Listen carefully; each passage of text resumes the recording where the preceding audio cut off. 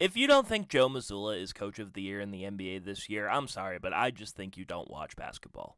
There's been a lot of discourse that I have seen recently about a Coach of the Year award, and honestly, I don't really know how it could go to anybody other than Joe Mazzulla for the job that he has done with the Boston Celtics this season.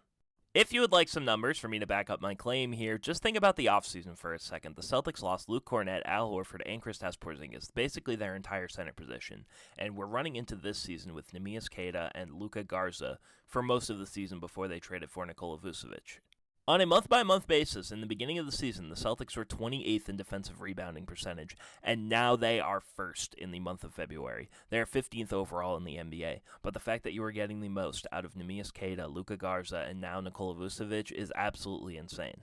If you need more numbers, the Celtics are ranked second in offense, seventh in defense, and third in net rating this season. They are one of two teams in the NBA, with the only other team being that is the OKC Thunder.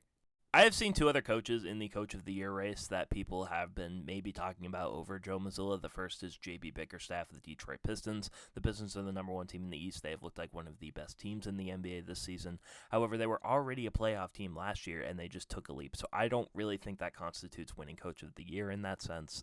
The other person I have seen is Jordan Ott, and one of the things I have seen behind him is the fact that the Suns lost Kevin Durant, quote-unquote, but honestly, I think you could argue that the Suns moving on from Kevin Durant was probably the best thing that ever could have happened to them right now.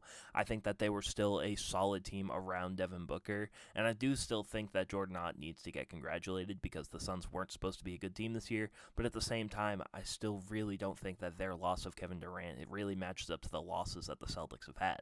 I think the thing that is going to win Joe Mazzulla this award is the fact that he has been able to get the best out of every single player that has been on this team.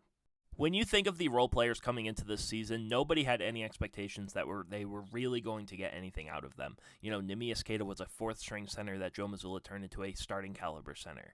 Luka Garza was a guy that wasn't getting many minutes, and he was a really good contributor for the Celtics. Jordan Walsh, Hugo Gonzalez, Bayless Shireman were all really young guys that kind of looked like they could show flashes, but you had no idea what you had out of them, and Joe Mazzulla has turned them into legitimate rotation players.